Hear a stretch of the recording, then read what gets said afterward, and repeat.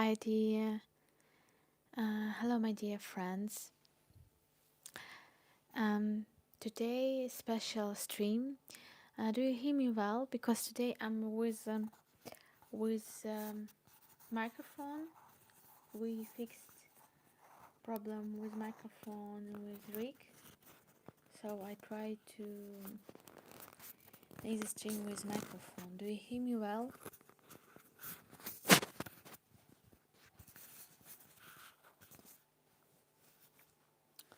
So today is special stream because we will discuss um, my new project. It will be documentary film or documentary play mm, about Crimea. And what's important? Hello, Robert Janessa. Do you hear me well? Please tell me because today I'm with microphone, so we'll have to check it.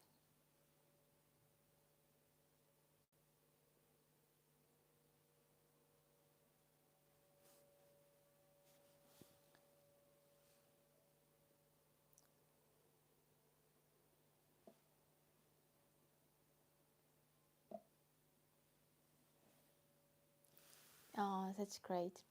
So today's very special stream. We will discuss my new project. So it's a documentary play about Crimea.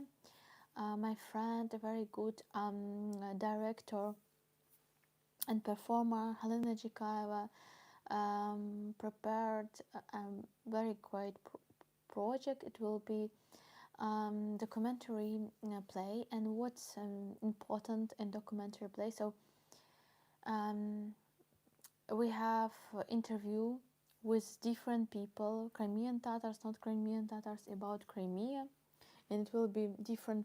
So actors made this interview, and after this they will be perform these monologues. So they will play from the person that gave this interview, and me, I will be through this between these monologues. I will act like artist. So I will be a live documentary for them because I will speak with the audience with the art. And now we will like discuss with you.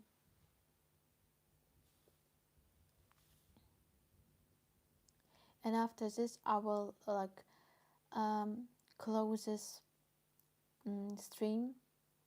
So only for people who can who will be who are subscriber, because it's not for everybody.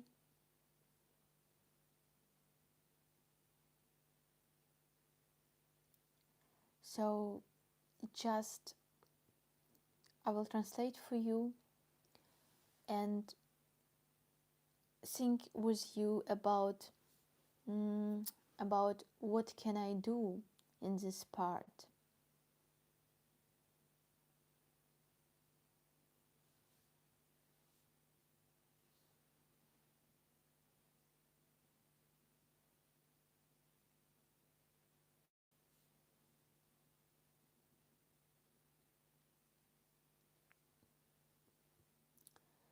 So deportation, Arslan.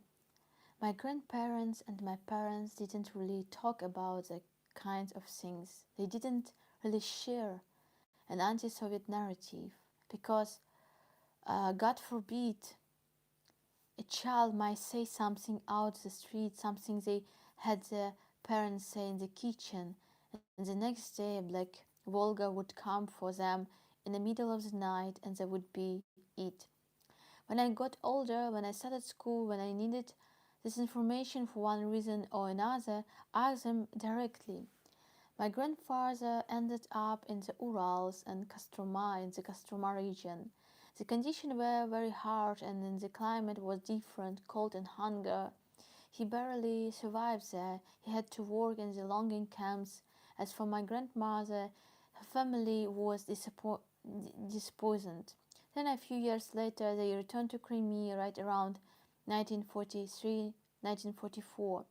They were later deported after they were dispossessed. They ended up in Azerbaijan, but they were deported to Uzbekistan. My mom was born in Tashkent. My dad, now it's called Bekavat.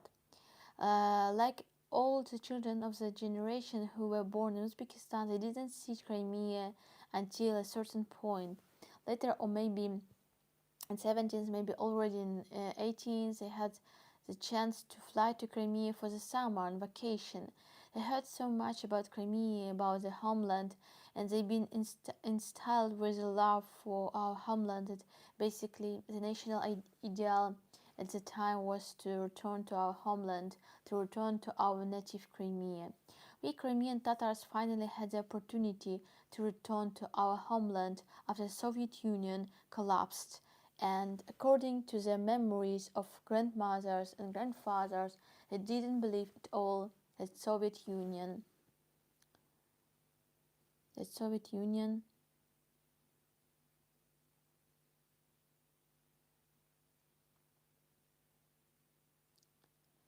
Зараз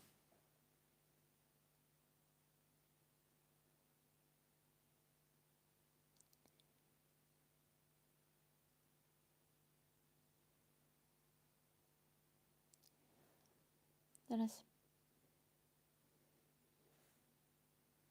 1 second. We had the alarm. My grand um, we Crimean Tatars finally had the opportunity to return to homeland after the Soviet Union collapsed. And according to our grandmothers and grandfathers' recollection, they didn't believe at all that Soviet Union would fall apart, and that it would even be possible to return to our homeland. Everyone thought that this union would last forever, that this cage of nation would last forever. There were attempts to return to Crimea as early as 16th. When Stalin died and the regime loosened its grip a little, the vast majority went to Uzbekistan to look for their loved ones and their families. About 18% of Crimean Tatars ended up in Uzbekistan, and all the rest were in Siberia, Azerbaijan, Kazakhstan, and Urals, and other places.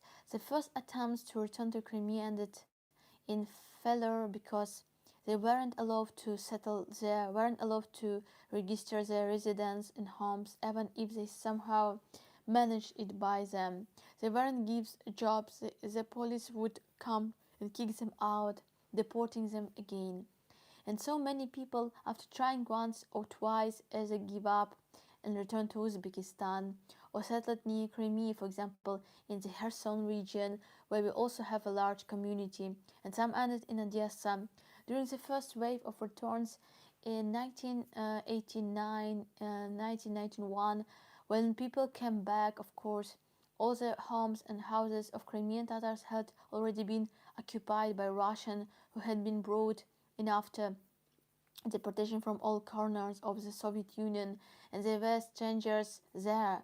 Even the children and grandchildren were born there, and by the third generation, in the second generation, this is incomparable to us, the Crimean Tatars, who emerged around of the 13th, 14th centuries. So it will be, this is the beginning of the play. So this is part of deportation. What can I do from this?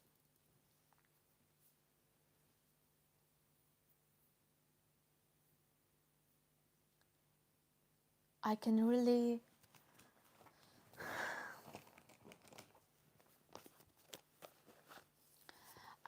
begin with the music sound.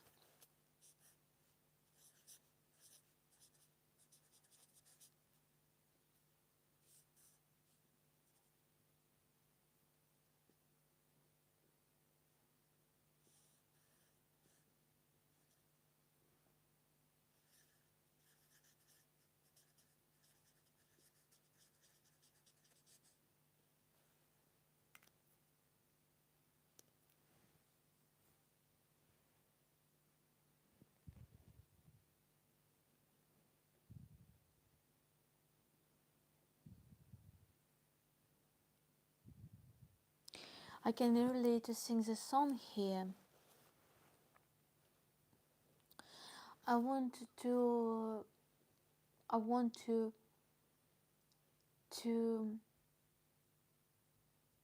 create maybe some symbol of deportation.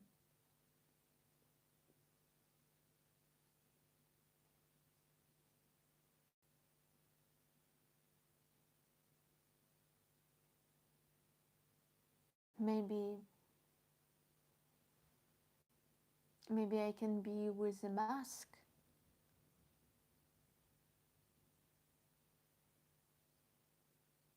or maybe I can be with black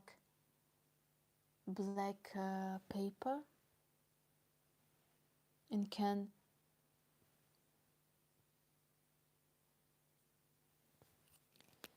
with the names, so black paper with the names of prisoners, or black paper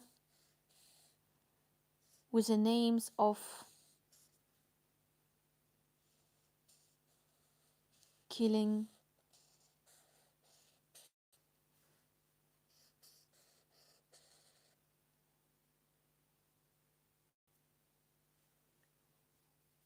розстріляне на відродження.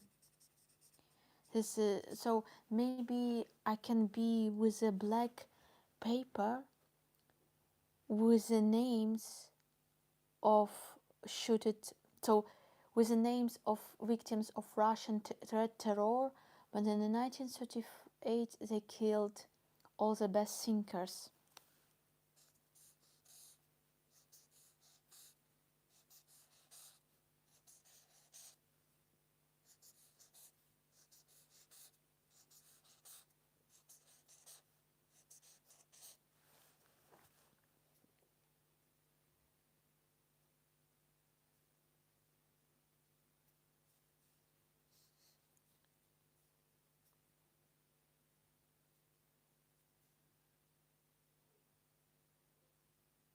Mm-hmm.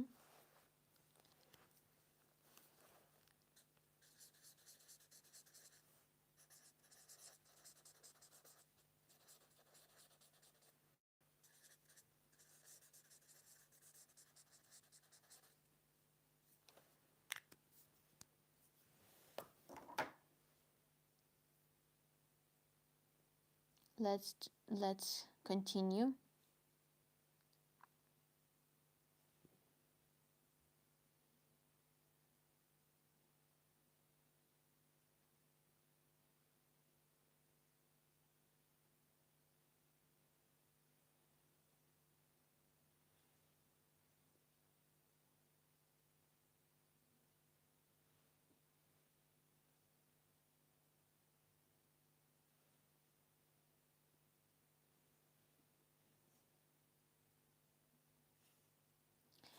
It's another Yunus.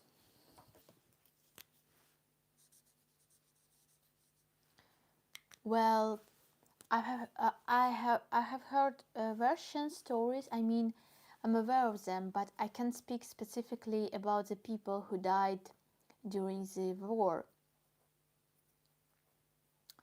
I don't know. So that my grandmother had sisters who unfortunately didn't survive. Beyond that, I haven't looked into it in more detail yet. In general, this topic is kind of painful actually, and it's been talked about a lot since I was a child. People told me a lot of stories about it, and the visit here it is again. It's not very pleasant. Well, for me personally, it's not pleasant to talk about and in the depth because it's always been and still as quite painful. Plus, it's not a story, of some kind of success. It's not a success story. It's a story of some kind of breakdown, some kind of decline. And that's why it was unpleasant for me. It's like a story of sorrow, but in childhood and later, oh well, it was oh sorry,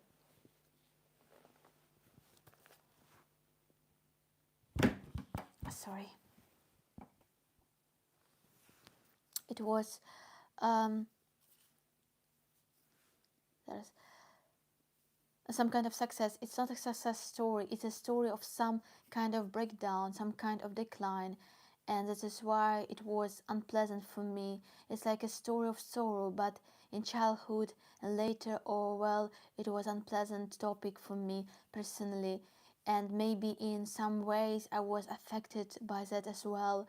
Also, actually, as I came to understand, the reason it's like that, it because it was mainly women and who were deported, women with children and older people and perhaps some men, but still it was mainly women.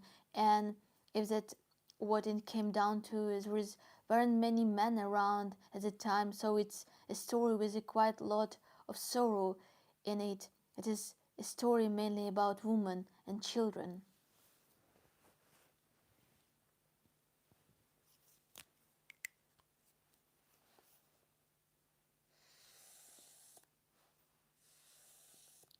What can I do here?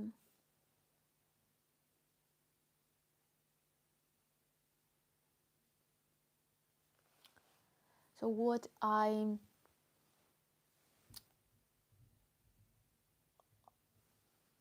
have in my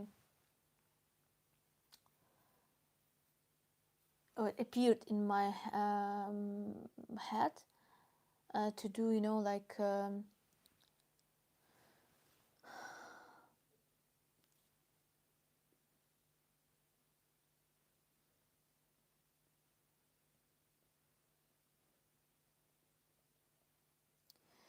tape mounts,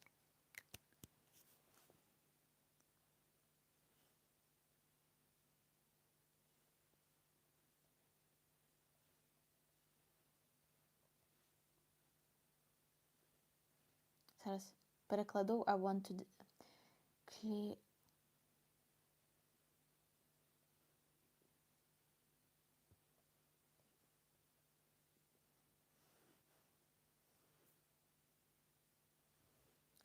Tape my mouse with a tape, you know, begin red tape and begin with a head, with a nose. Maybe I can do like this, continue to do my body.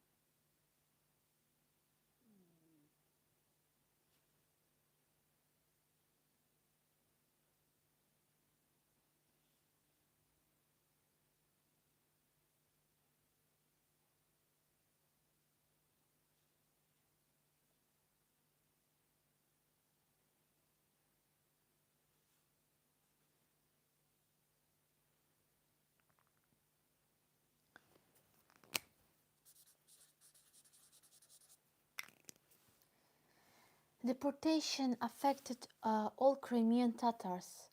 There isn't a single family that wasn't touched by the tragedy. My grandmothers were 18 years old when the deportation took place. My father's family ended up in Siberia in barracks when the children worked and saw mass. And when they arrived, it was May in Crimea, and May in Siberia. It was May in Siberia.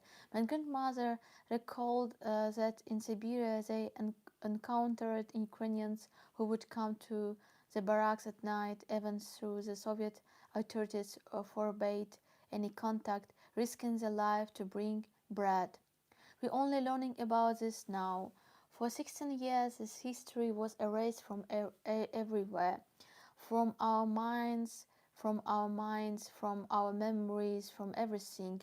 And my mom's mom By the way, my mom was breastfed by Uzbek woman.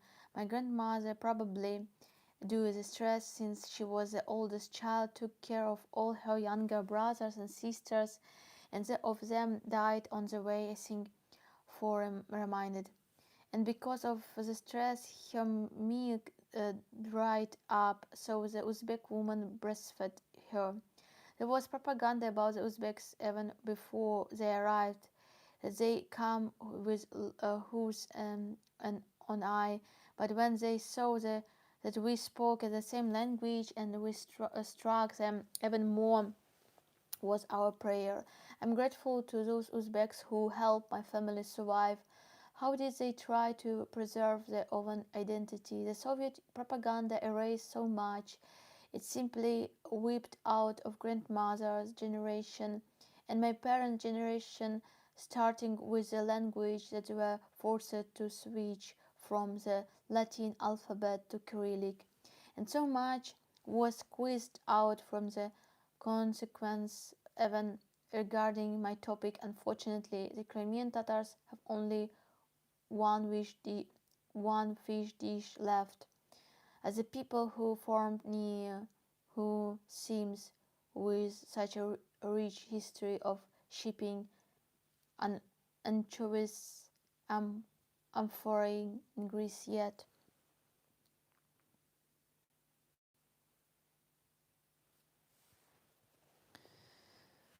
Hmm.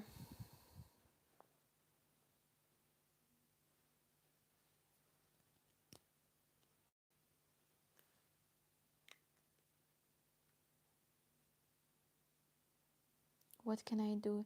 Hello, Juji. Hello, hello. What can I do here?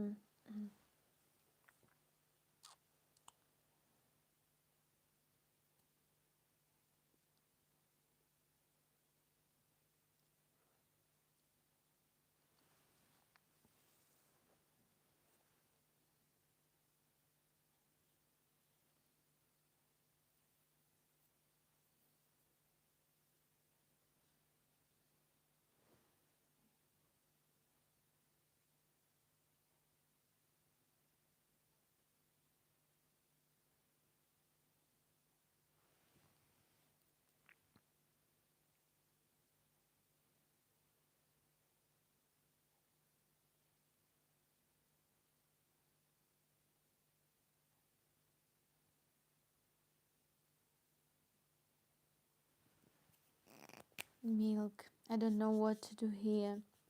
Maybe this is very interesting sense of milk and humanity and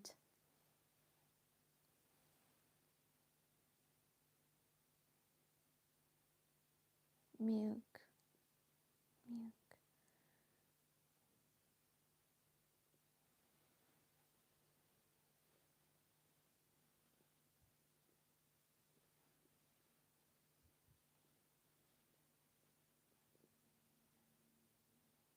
Dingile dingile dari chick dingile.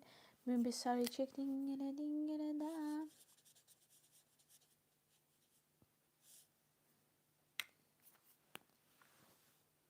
Maybe I can sing this sorry chick.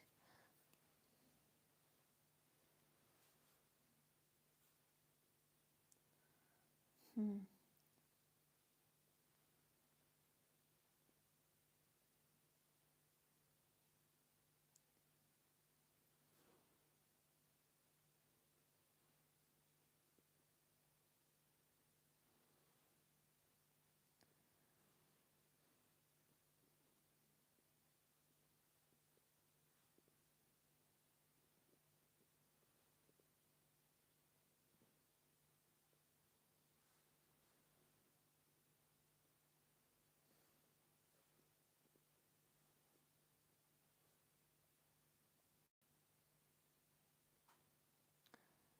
Then last part of this.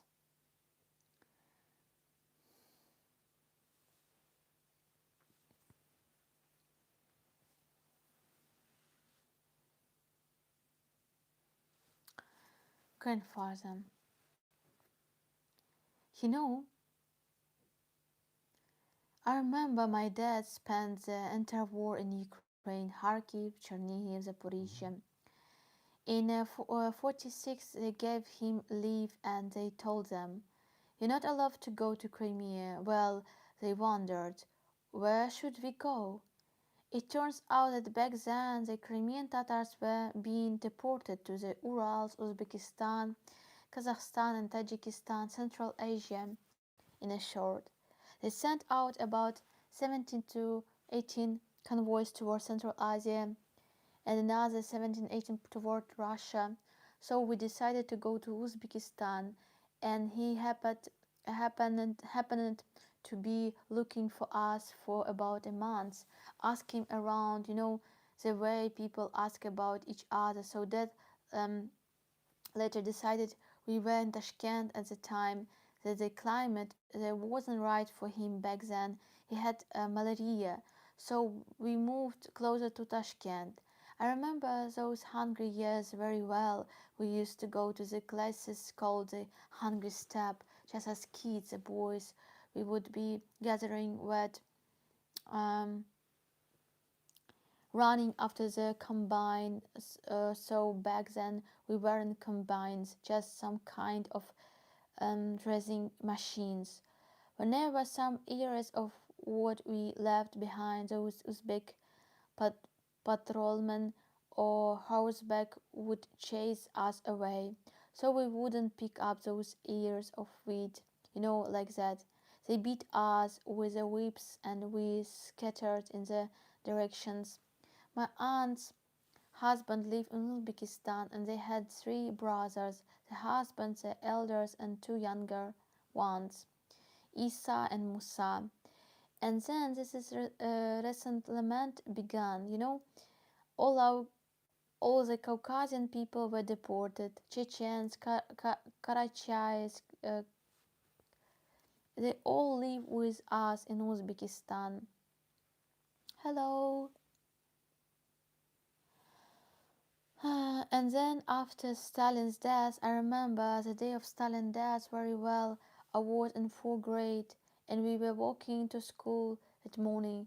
We lived near Tashkent and there were no radios back then, but somehow we heard that.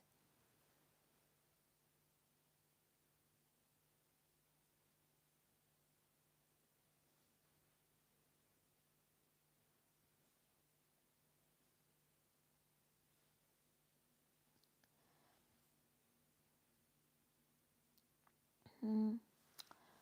We heard that Stalin had died, and there we were kids walking to school. They were crying.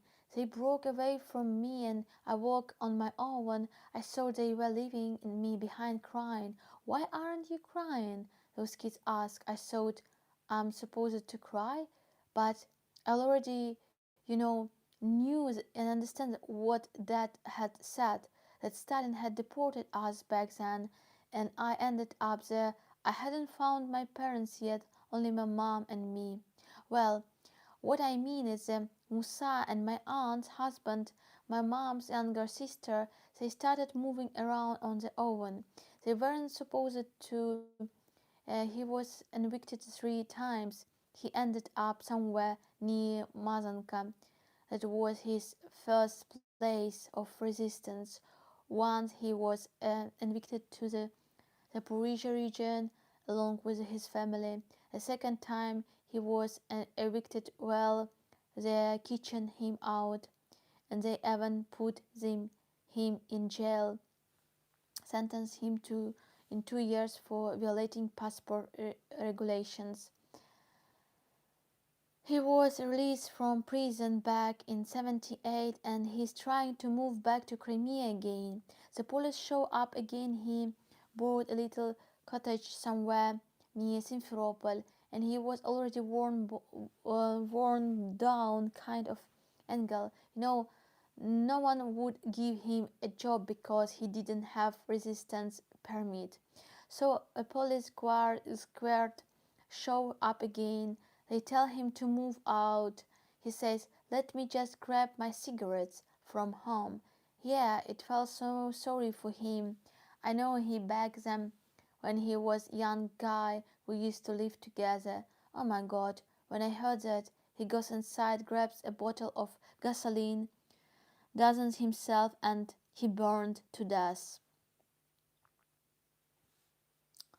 So this is a story of Musa Mahmoud, who burned himself like protest. So what can I do here? I think maybe I can create art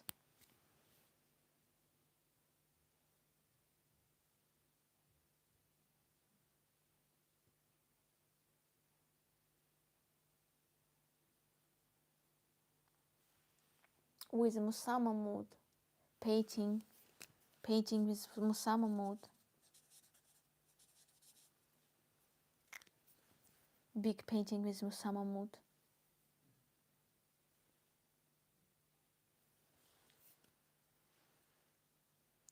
Написати тут text, and I can write here the text about the fire and about the resistance.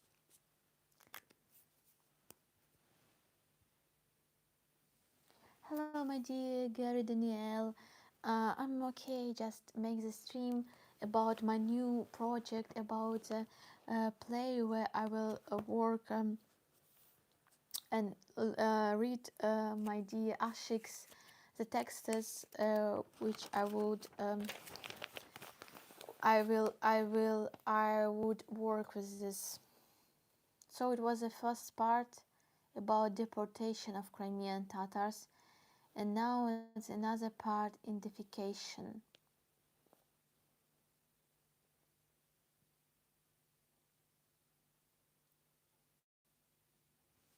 This is I like to.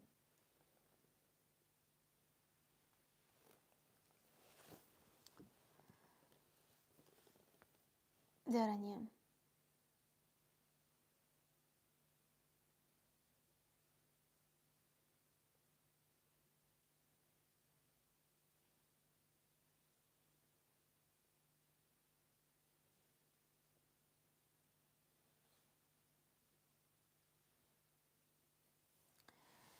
Yeah, it's a documentary play. What does it mean, documentary play? So the actors who will play in this project, they made interview with the different Crimean Tatars and not Crimean Tatars about Crimea, and then they will play these texts, these monologues in this play. And between these monologues, between these parts, I will act like artist, like a musician, like all my. So I will use all my resource to like make the comments, my own comments about this. So I will live on the stage. Hello, Cheryl. Happy to see you. Привет, привет, привет. And this is how was the sound? It's my first time. Like we check with Rick this microphone, so we did. No, it's like not documentary film. It's documentary play, documentary play or documentary show on the stage. And this is a part of identity. Yeah, it's absolutely amazing, but we have no time, so I will play. We will play this. We will play. We will play it at 13, 12, 13 September. And you can imagine, dear friends, you can imagine I have on зараз in beginning of the September I will be on Port Festival, so I will play with the poets. Then I need to do rally. Why? Because long time I didn't do it.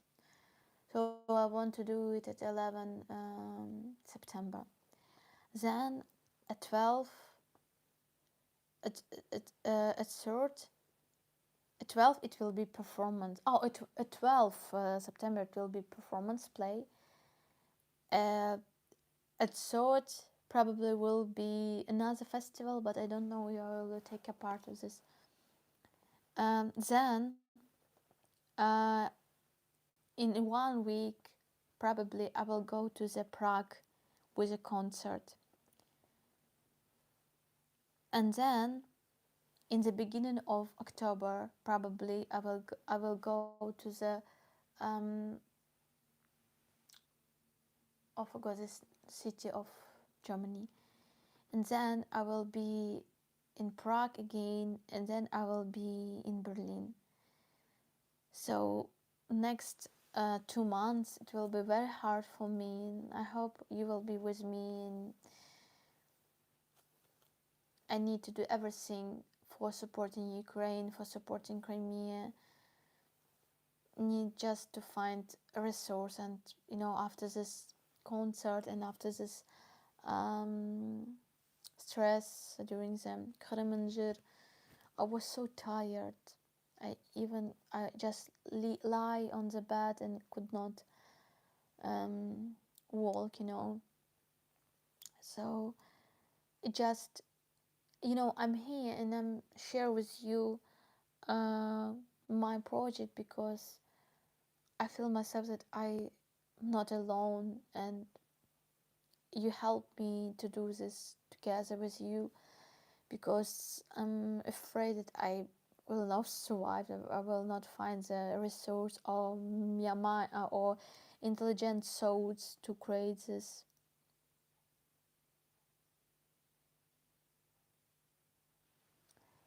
So thank you, Cheryl, dear. Thank you, dear. So I hope, especially this play, it's very important. I don't know. I'm not tired, but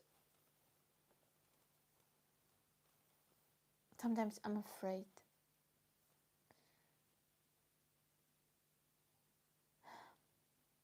So, but still, I have the time. I have the time till these days will be gone. Just we need to work. Yeah, we need to work. And thank you so much for being with me. So this is another part of identity.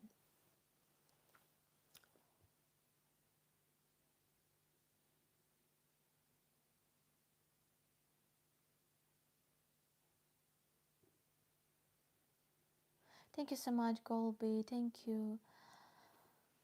Um, Probably I'm tired or I'm afraid to lose. I'm afraid to do something not good. I'm afraid to forget something because it's so stressful that I can forget everything. It just this day I lost my credit card because of the stress, and I'm afraid that I will do something very, very, very awful because I will forget something or will destroy something.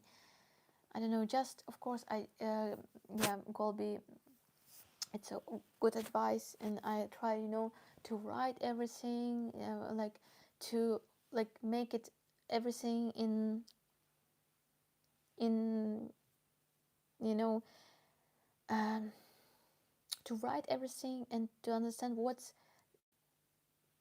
is near with me, so what I have to do first, and what I have to do second, third, to not forget about everything. So yeah, you are absolutely right. Step by step I will go through this, and I will do everything right. Just because I'm alone in the trip, in everything. I'm afraid because somebody who is near with me can help me, can support me. And when I'm alone, even for example here in Kiev on the concert, I was with Eric, and Eric helped me a lot. So yeah, let's do it. Let's continue to work with this text, and I'm here because you also help me. Don't lose my mind.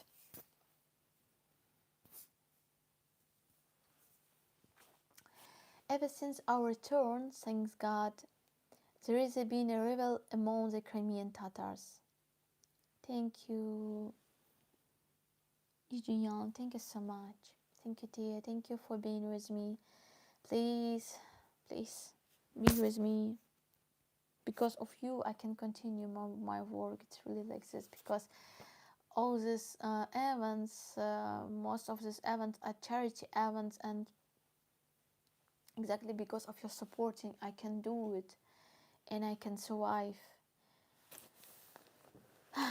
Even since our turn, thanks God, there has been a rebel among the Crimean Tatars.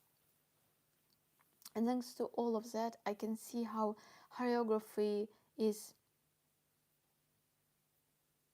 evolving, including one of its components, modern stage customs are making a comeback. Authentic customs and tradition are returning. It's like this: when you live on your own land, you just soak it all, absorb it all, then it all happens natural with you, like wearing this fez, the traditional woman's headdress, right? The production of jazz vest is being revealed. There is a jewelry production is also being revealed by master craftsmen, and there are several of them working on ornamentation and so on. So if everything were ideal without the Carpathian Crimean Tatar, embroidery would be used by fashion house like Dolce Gabbana and so on. I saw Dolce Gabbana's latest collection, man. It's practically an exact replica of Crimean Tatar ornamentation. It's just a riot of colors, and this is plants, flowers, and so on.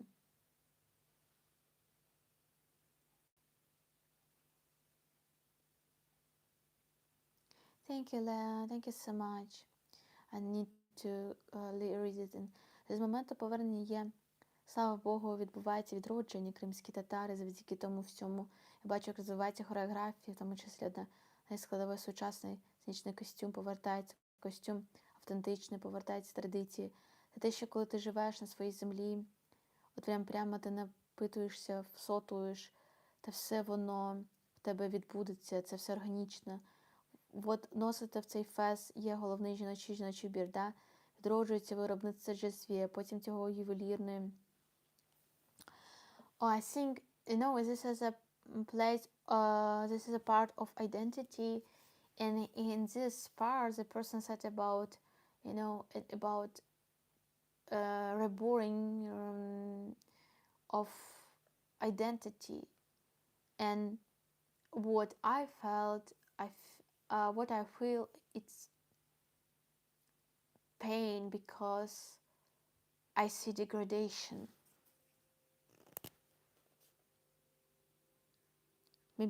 Maybe this part begin with these words of colonized personality, and I can say about this. So maybe it will be plastic part. Maybe I can move, рухатися.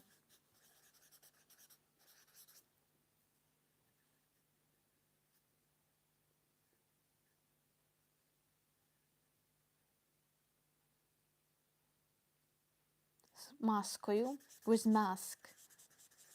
And then after this word I can begin my story about colonized personality.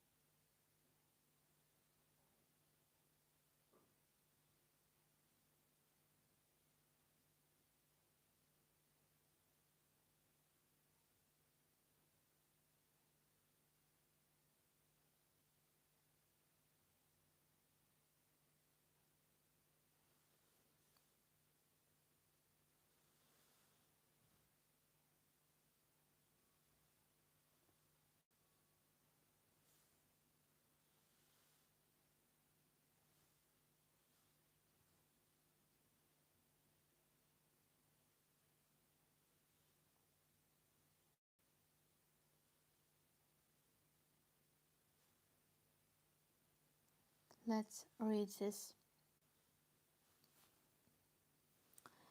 I'm reading the text of next project, documentary play about Crimea, where I will be part of this. With this amazing part. Personally, I remember growing up not in the city itself, but in just outside of it. And when I was growing up, it was, so to speak, at a Crimean Tatar settlement. There was, so to speak, a major construction boom, and for quite a long time certain plots were allocated to owners, but not everyone was allowed to build.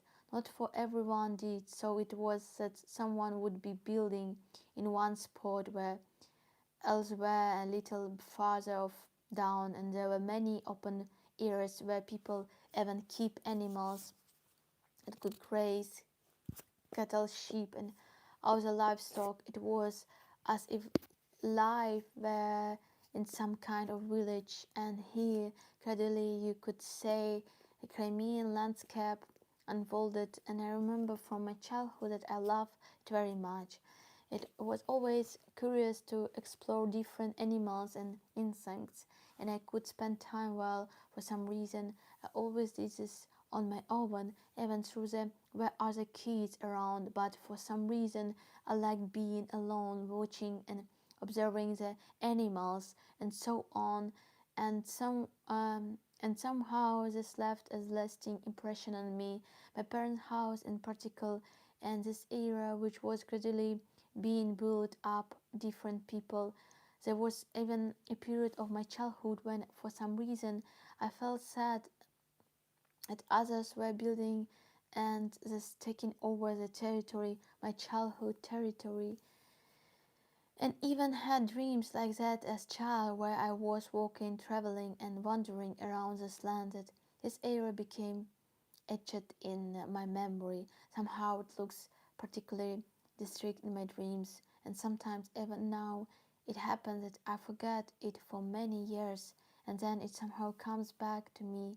These memories are quite vivid, and sometimes I even dream about it, and for some reason such dreams happen.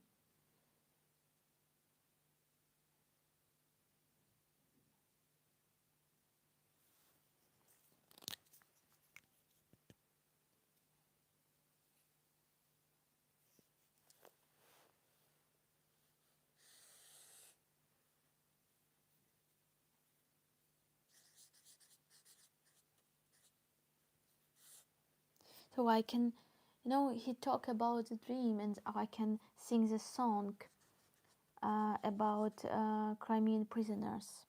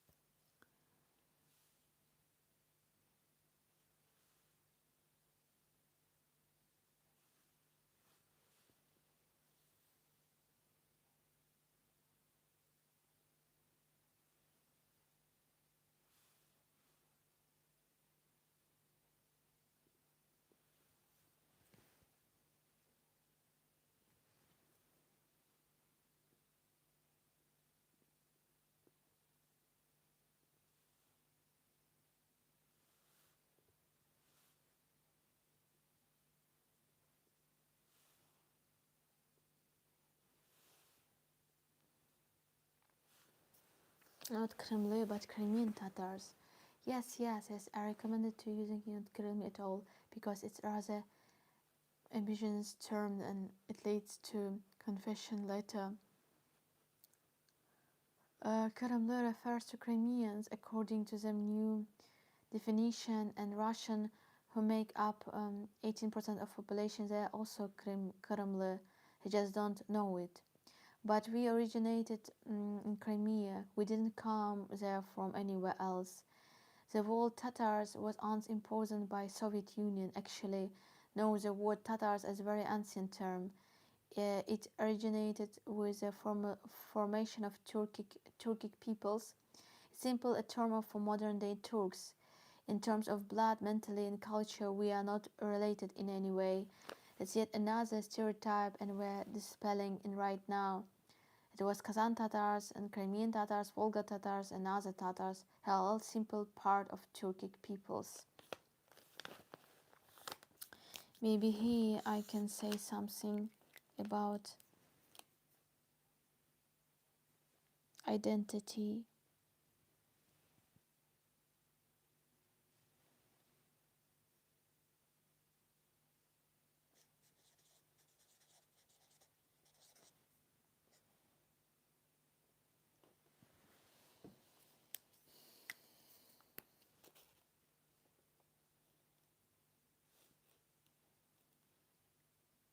And then third part.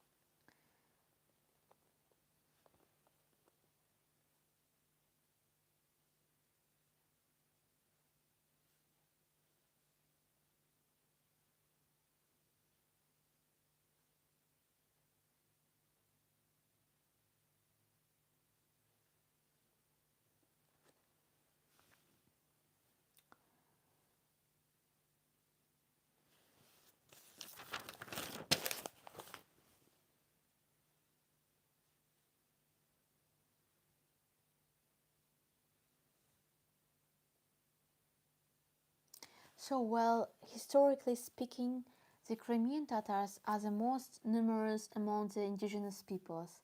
As for the Karaites, I don't know if there are even 2,000 of them, the Evan Fever Krimchaks. The Karaites were highly educated people because, for example, when it came to mining coins, even the Crimean Hanatis, they trusted only the Karaites. That's why they were renowned jewels and so on and so forth. So the legacy primarily architecturally is awaited the yes Karaite can be found in Kiev and Lviv, I believe, and this is why the future of Crimea must definitely be determined by the indigenous peoples. I cannot mythologize the Crimean Tatars, but they are more or less monolithic community that can continue to carry the Ukrainian identity and restore Ukrainian institution and Ukrainian state on peninsula. It's precisely the Crimean Tatars. The fate of Crimea cannot be decided without the indigenous peoples. We definitely need to consult with experts, and there are such experts who will handle this issue of transitional law in a highly qualified and professional manner, but who should have the right to vote when elections are held, or to hold referendums on the territory of Crimea, especially for the first 10 years there, because the information campaign and propaganda over the past 12 years have had devastating effect, just like Soviet propaganda did. This region has always been multinational and multi-religions, but over the centuries, the people who live there somehow managed to get bad historically. It just worked out for the Crimean Tatar culture would dominate the fabric of Crimean society. Well, that's because there are more of us. People just want to live a normal life. That's it. And that is why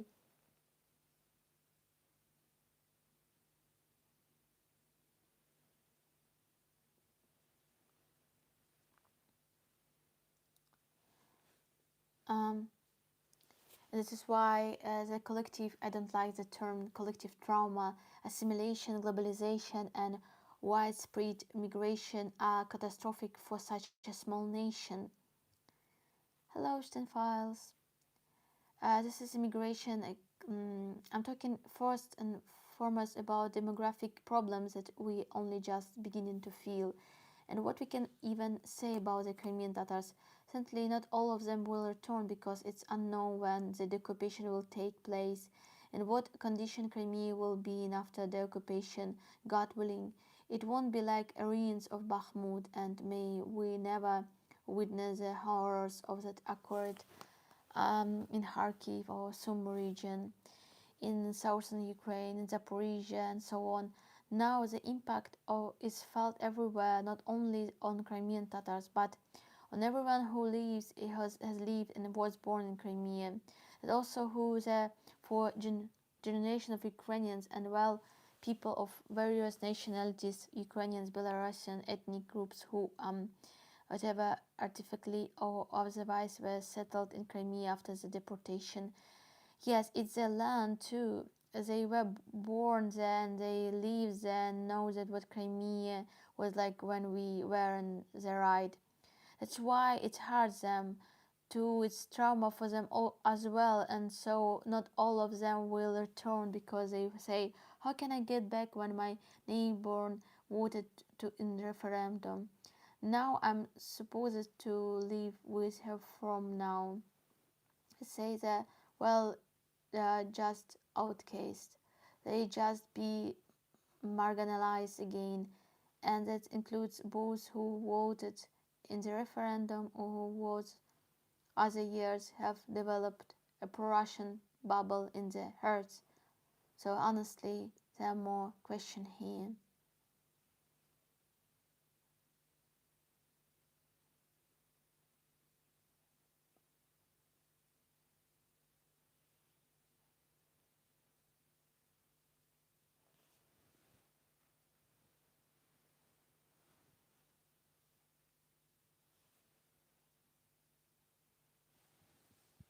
What can I do here? What can I do here? So she said about, oh, if it could be autonomy or not.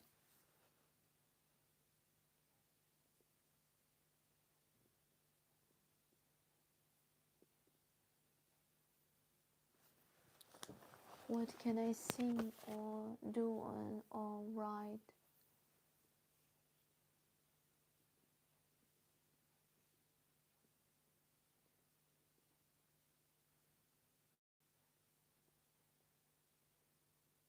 I don't know really.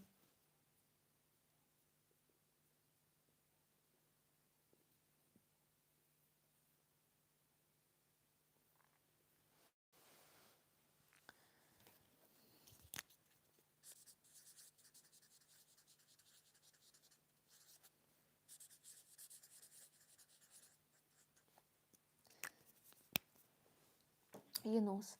Національна територіальна автономія, умовно кажучи, тобто це має бути в такій формі. Це не може бути область, це продовження цієї політики такої імперської, тобто має бути нашим такий простір. Не може бути, що.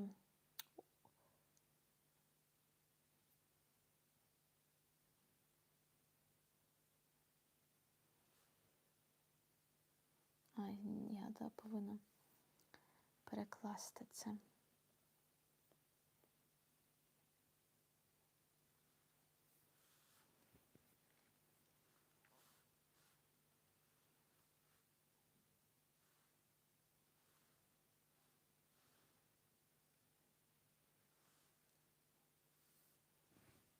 The national territorial autonomy, so to speak, it must take this form. It cannot be region. It would be conditional of the imperialist policy. In other words, this space of ours cannot be region, and well, it simply cannot be region, can it? It just an attempt to create a region and pretend the problem doesn't exist. It's like how there are people in social with a different sexual orientation. Just because same-sex marriage isn't legalized in our country doesn't mean that there aren't people here with different sexual orientations. They're still here. They remain outside the law, or we have to figure out how to deal with the fact that they exist. We simply have to acknowledge that such people exist.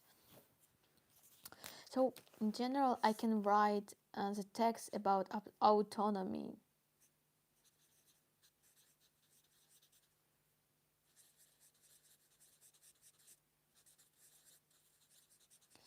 And say this text between this sentence.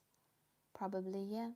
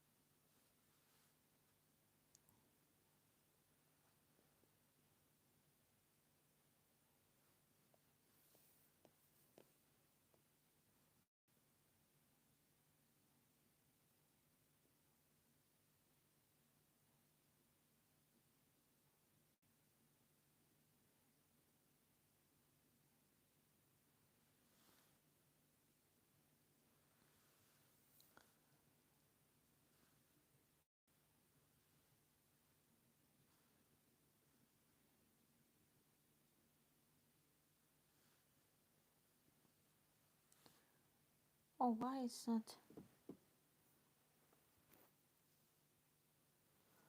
One second.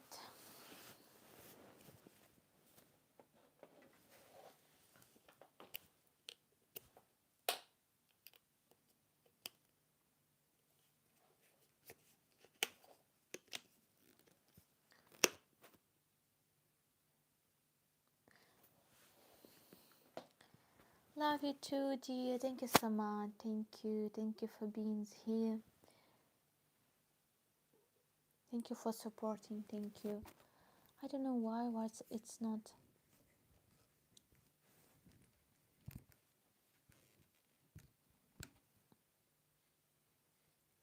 It's not charged telephone.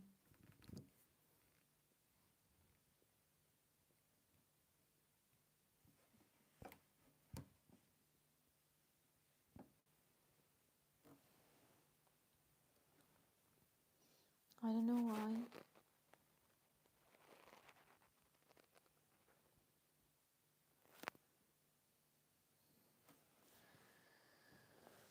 Okay. So 1 second.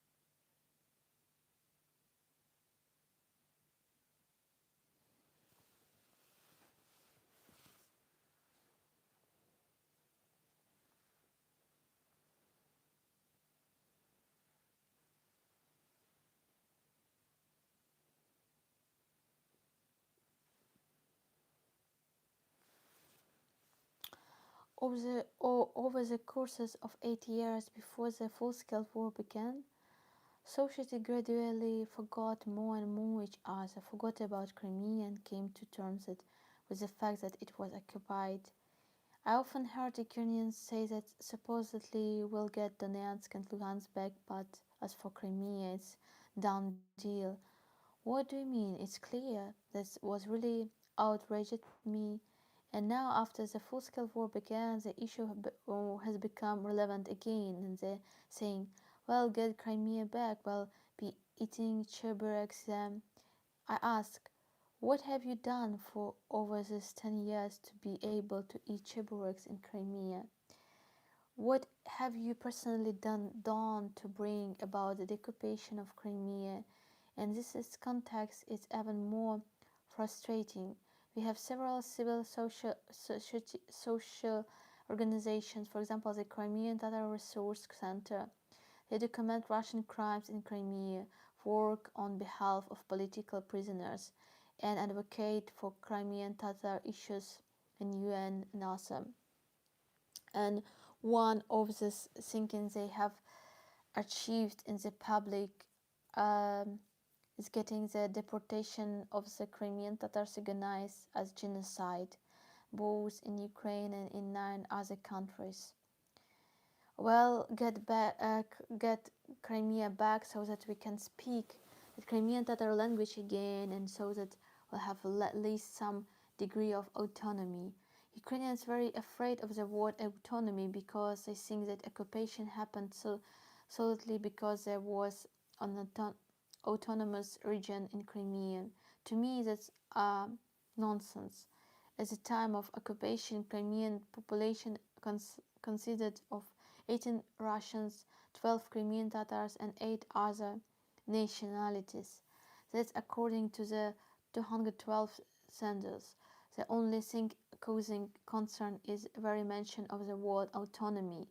And again, one more point. What is the Crimean Tatarization of Crimea? It's the only thing right now.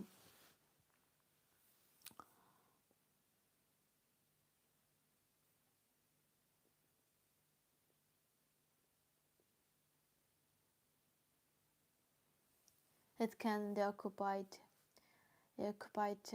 Crimea. So here there is a topic about prisoners. Maybe we can do something about the prisoners, about Crimean prisoners.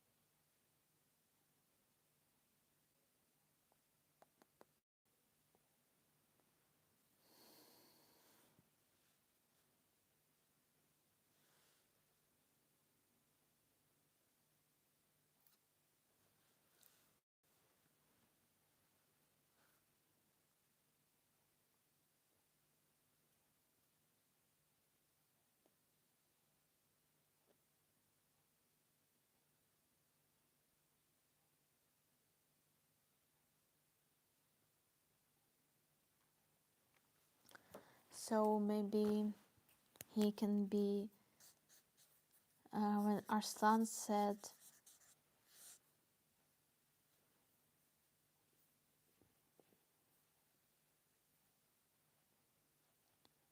кримські заручники,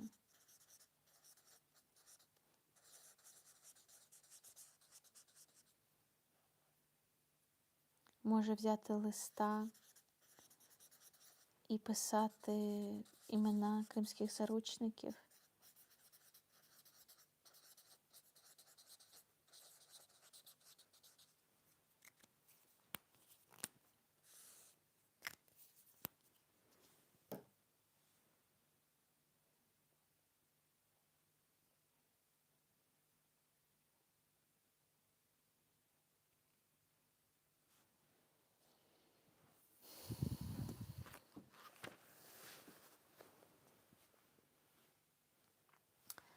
And here's a very interesting part: the person Ukrainian that against autonomy. Ukrainian. I will can read it.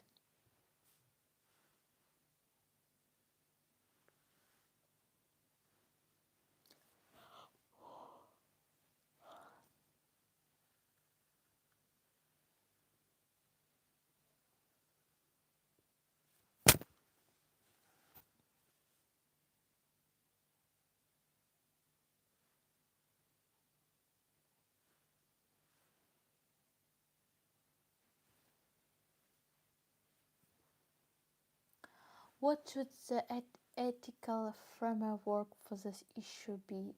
Who owns the Crimean Peninsula? Went into this war with the autonomy. What will we come out of it with? Will it be territorial autonomy or will it not be territorial autonomy?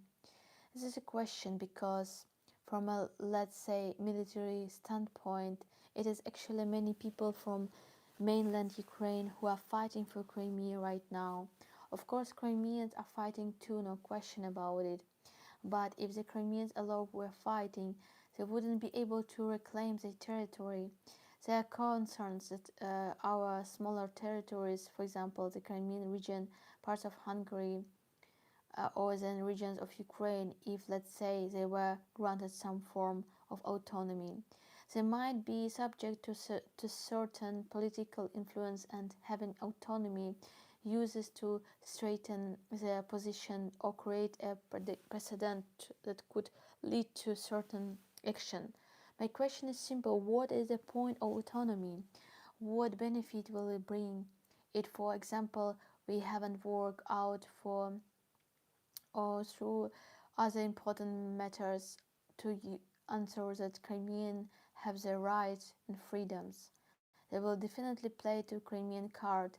It will be one of the levers. That's where the story of political divisions will begin. Who will become to the players? For example, during Yanukovych's time, the players were, so to speak, east versus west. The division there ran along the Dnipro River. It could be south-north division. We don't know what will change or how. We don't know how it will turn out. But simple put, if we have a certain separation, social one, then they raises this question. To me, autonomy right now looks like a tool for intimidation. So what I can do is,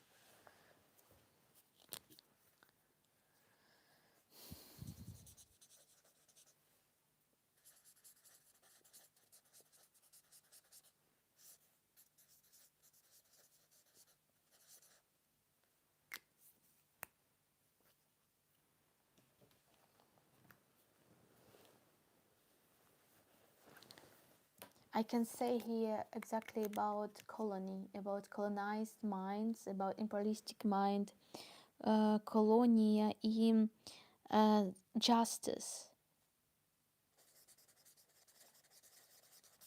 Yeah, justice, yeah, justice, justice. And another last part of this story.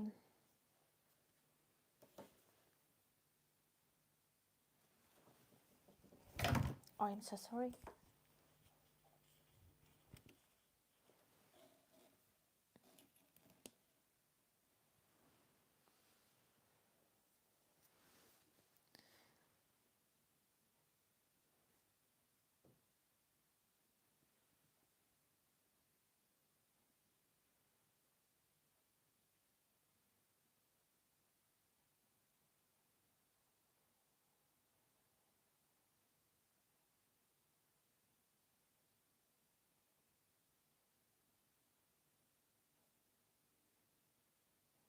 Let's read it.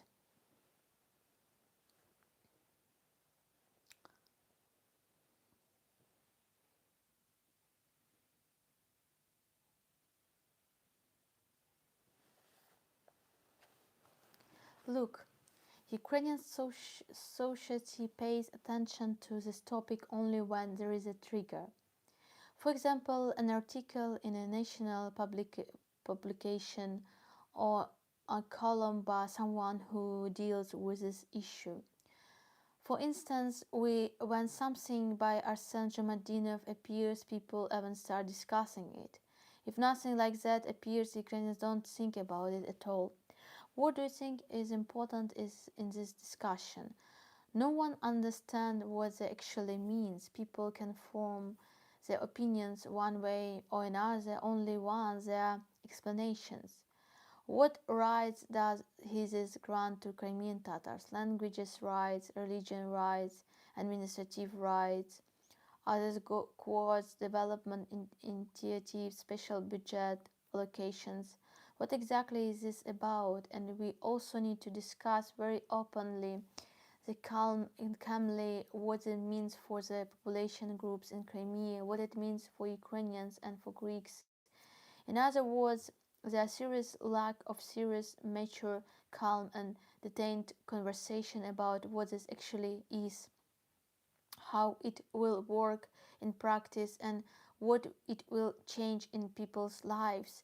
Ukrainian citizens need a clear, understandable picture of what Crimean Tatar autonomy is and how it will work. Its communication can be led by Crimean Tatar politicians who are promoting these issues or developing this idea. Who will represent the government depends on the oncoming changes taking place in our ministries. Whether it's Ministry of Regional Development or as it were, it could certainly be the office of the President of Ukraine in Crimea, or it could be some the body interested in ensuring that is probably understood by the public. Here, of course, it's important how government authorities speak about the Crimean Tatars, but taking into account.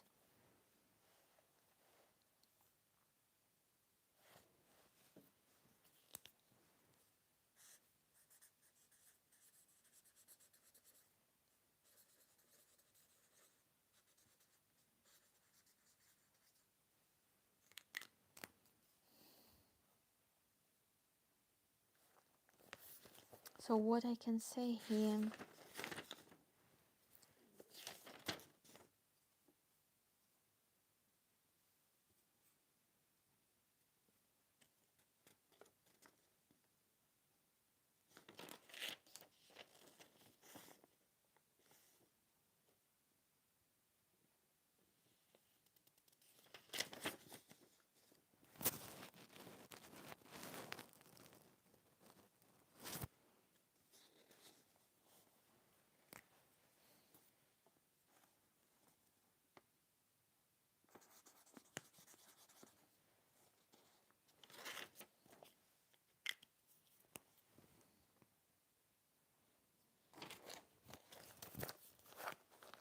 So what I can say about this, probably it will be text about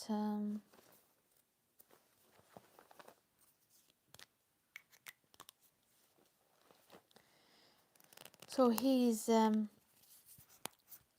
Arslan, that we can say about Кримські заручники.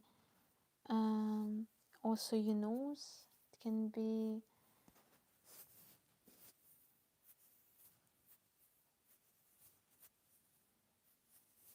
then maybe it can be about the colony. All this text is about the colony.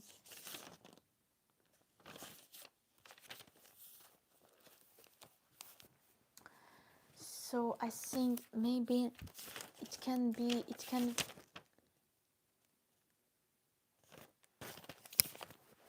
maybe it can be big text of mine about colonize, about the colony, about colonized mind, and with with a part of the music or dance, but the colony can be appeared everywhere.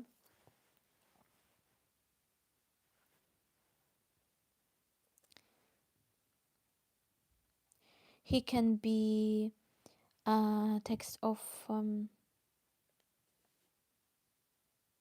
old man and he can be painting, and it can be text about the language when he will talk about deportation, about um, my language. And then it will be about identity, and again it can be the sentence of the colony.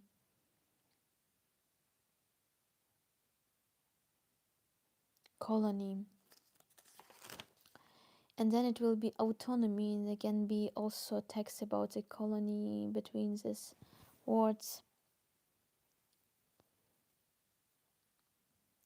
Or what a song can be here, for example, if maybe I can write. I have the song about colony, I have the song about Haradevir. Haradevir. Haradevir. Haradevir.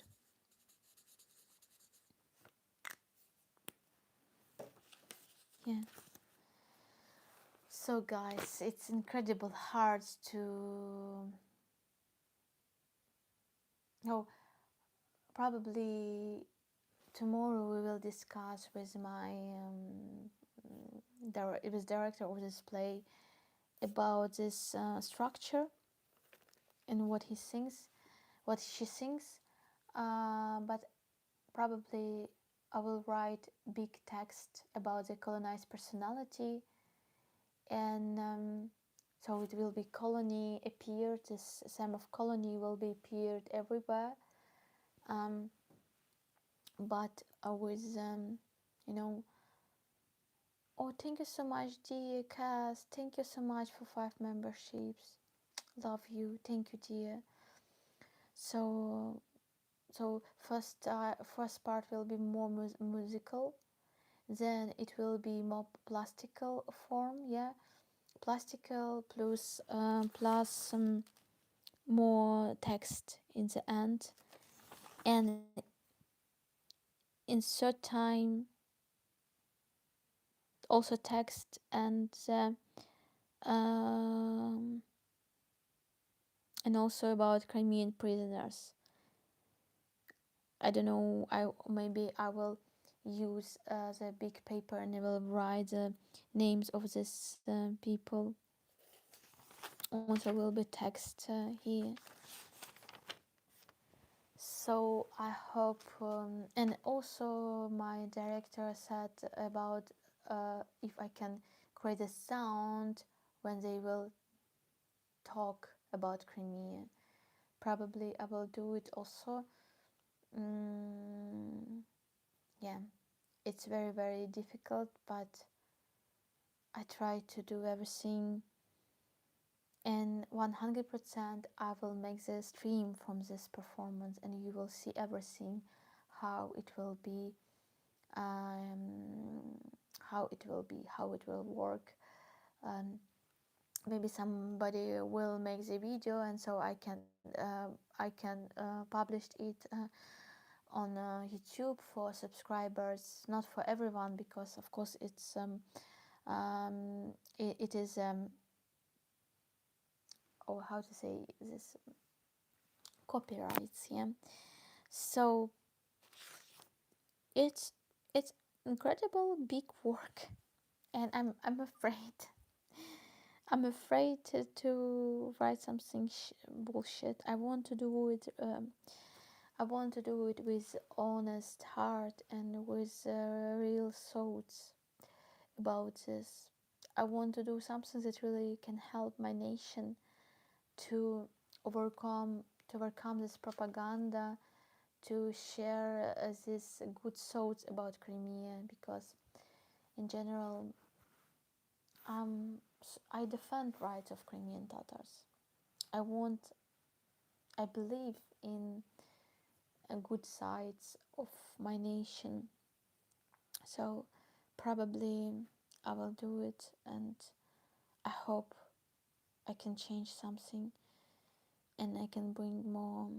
I can make my nation more visible for Ukrainian, for understanding of rights, of human rights of this nation. So probably, for example, maybe next day I will work in the morning with a text about this, because I have to build something to be, when I will write the texts, it will be much more easy um, to fulfill myself. And I just will, I don't know, I need to drink something, drink tea, more tea, to refresh my mind, to write something important. So yeah,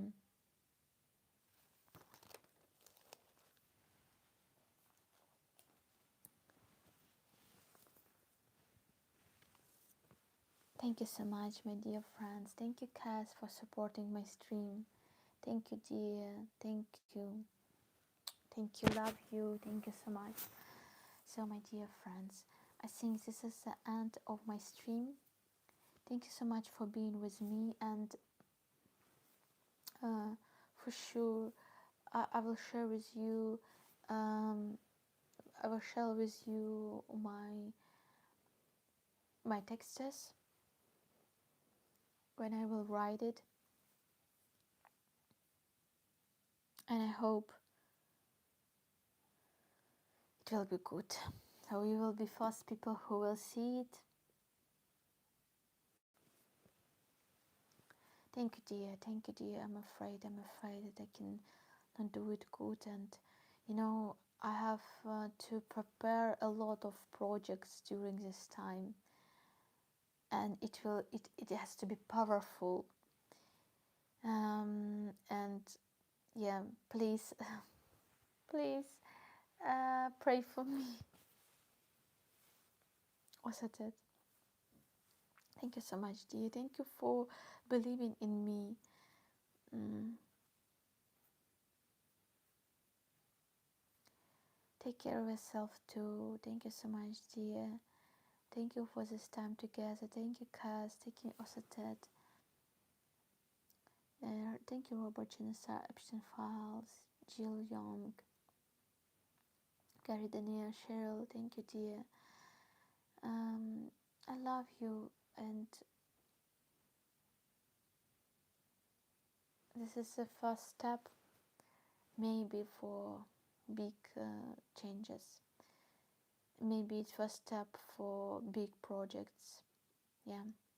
So love you. Take care of yourself. You're the best. My dear Ashiks, my dear. So you have to remember that we created together, and it's all because of you. So maybe I will do next stream with reading my text, and you can, or maybe we will write it together too, or I don't know, but we will do it more. It just was first understanding. It's not, the texts are not so, something new for me, but still, yeah. Love you. See you next time. Bye bye. Slava Ukraini.